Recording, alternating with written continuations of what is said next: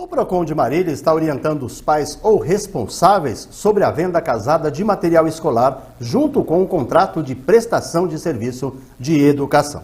A medida foi adotada porque foram identificadas irregularidades em que unidades educacionais incluíram as cláusulas que acabam obrigando os pais a comprar o material que é disponibilizado pela instituição de ensino sem esclarecimentos sobre a legislação e como os pais devem agir nestes casos. Essa prática é permitida pelo Código de Defesa do Consumidor, porém, os pais ou responsáveis devem ser esclarecidos e orientados na hora em que assinam o contrato. E, principalmente, ficarem atentos na hora de assinar esse documento e fazer a leitura detalhada de cada cláusula, de cada obrigação, para que, em uma eventual discussão a respeito do que consta naquela cláusula, ele pode deixar de assinar, pedir uma correção ou coisa parecida. Nós vamos conversar agora para entender melhor todo este processo com a diretora do PROCON de Marília, a advogada Valquíria Galo Febrônio Alves, que já está comigo aqui na bancada. Valquíria, muito boa tarde, seja bem-vinda ao nosso Agora Interior. Boa tarde. É importante a gente destacar que, nesse caso da venda dos materiais educacionais da instituição de ensino, ele é permitido pelo Código de Defesa do Consumidor, ela pode ter a sua apostila própria. A importância é da escola dar ciência para os pais de que, no momento da contratação do serviço de prestação da atividade de educação, tem ali já a informação de que é obrigatório a adoção do material pedagógico da unidade escolar. Uhum. No caso de uma família, de pais ou responsáveis que já tinham um filho naquela instituição, ele avançou de série, um outro filho foi matriculado na série anterior, portanto, aquele que avançou ainda tem o material anterior. A escola pode obrigar os pais a comprar uma nova apostila, ou o direito do consumidor garante o direito de ele usar a apostila do irmão, desde que ela não esteja deteriorada, não prejudique o ensino? O Código de Defesa do Consumidor garante que o irmão possa usar a apostila do ano anterior, ou até de um para trás, desde que o material não esteja desatualizado. Uhum. Se o material didático tiver sofrido qualquer alteração que configure a desatualização dele, aí a escola pode obrigar os pais a comprarem um novo material pedagógico. Perfeito. Agora, falando de contrato, Valquíria, eu acho que, independente da questão de venda casada ou não, nesse caso é permitido, eu acho que o consumidor, em todo o contrato de serviço, acho que é essencial a leitura detalhada do contrato para entender efetivamente aquilo que ele está assinando, né? É indispensável que o consumidor, para qualquer serviço, não só o serviço de educação, ele tenha um contrato e esse contrato esteja assinado.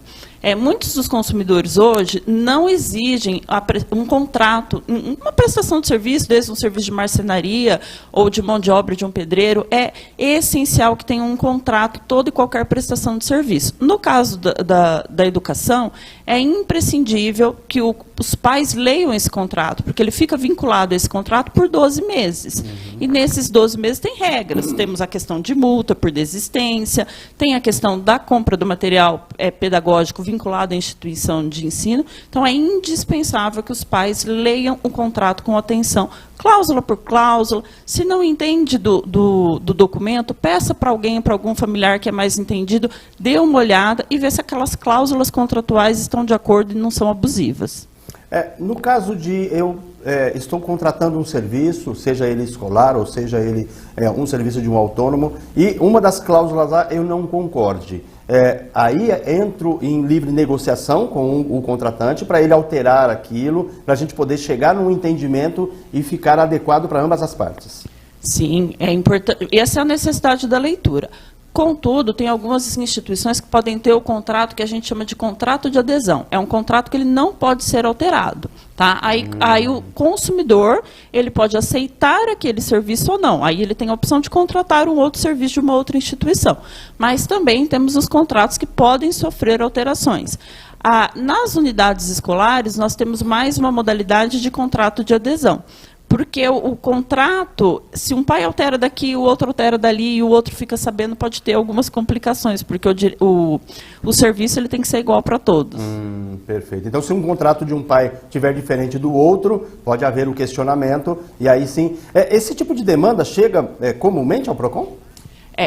A Fundação PROCON do Estado de São Paulo, ela emitiu esse alerta da questão das unidades escolares de matrícula e material pedagógico, justamente devido à alta demanda que foi no ano passado das queixas de pais de alunos por materiais escolares e matrículas escolares. Perfeito. Agora, numa das suas respostas, você falou a respeito da questão da multa no caso de desistência. Eu, enquanto pai de aluno, eu posso desistir daquela prestação de serviço a qualquer tempo, mas eu tenho que ficar atento ao contrato, porque isso pode prever multa e isso é legal. Como consumidor, nós podemos desistir de um serviço a qualquer momento, seja ele qual for, né? Agora, a importância do contrato, como eu disse lá atrás, ler o contrato é ver as previsões de multas contratuais. No caso educacional, se o pai desistir da prestação de serviço de educação antes do início do ano letivo, ele fez a matrícula, comprou o material e aí, de repente, ele desistiu. Começou a chegar IPVA, as contas do início do ano, ele viu que ele não vai conseguir pagar. Então, ele pode desistir. Só que aí nós temos um ponto importante, uma separação importante. Antes do início das aulas e depois do início das aulas. Ou seja, se ele desistir antes do início das aulas, o serviço não iniciou, ele não foi prestado. Então, nesse caso, ele tem um reembolso integral do valor da matrícula e do valor do material, se o material estiver intacto. Então, nesse caso, ele tem que devolver o material escolar, o pacote do material escolar, desde que ele esteja intacto, ou seja, desde que ele esteja disponível para venda novamente. Eu arranquei o plástico do material. Ele está intacto? Posso devolver. A unidade escolar não pode impedir de aceitar a devolução porque foi tirado o plástico, porque ele pode ser embalado novamente e colocado para venda novamente. Agora, se esse pai desiste dessa prestação de serviço após o início da prestação de serviço, após o início das aulas, e aí ele entra na questão da cláusula contratual de rescisão por multa, que normalmente varia entre 10% e 15% do restante das parcelas vincendas. Ou seja, fiz a matrícula, um contrato de 12 meses, ele vai pagar a primeira prestação, porque iniciou, e aí ele tem uma multa, normalmente de 10%, sobre o total das 11 parcelas restantes. Perfeito. Valquíria, aproveitando a sua presença aqui, né, a gente abordou bastante essa questão aí da relação de consumo na área educacional, mas falando do PROCON como um todo, né, sempre foram vilões do PROCON as questões de telefonia, energia, mas isso parece que mudou um pouco, né? Hoje, qual que é a situação mais crítica, de maior trabalho para o PROCON? Infelizmente, hoje a situação mais crítica, de maior trabalho para o PROCON, são as associações de pensionistas. Esse é um problema que tem nos causado assim, muito pesar, porque o idoso chega até a gente com uma prestação que ele está pagando, normalmente no valor aí entre R$40 e R$80, chegamos a ter até prestação de R$96 por mês. Ele ganha um salário de R$1.600 e vem descontado R$90, R$80 dele por mês. Depois de um tempo, ele começa a perceber que o dinheiro dele não está dando, muitas vezes eles não têm conhecimento suficiente, pede para alguém olhar o orelite deles e aí descobre que tem um desconto que ele nunca pactuou. Nunca autorizou. Nunca autorizou aquele desconto. Então, hoje nós temos aí sindicatos, associações de pensionistas, que têm dado essa adesão involuntária. Ele firma o contrato sem adesão do idoso. E aí o idoso tem nos procurado, mas graças a Deus o PROCON de Marília tem obtido sucesso, né, nessa demanda, e as associações estão tendo que devolver esses valores cobrados em dobro.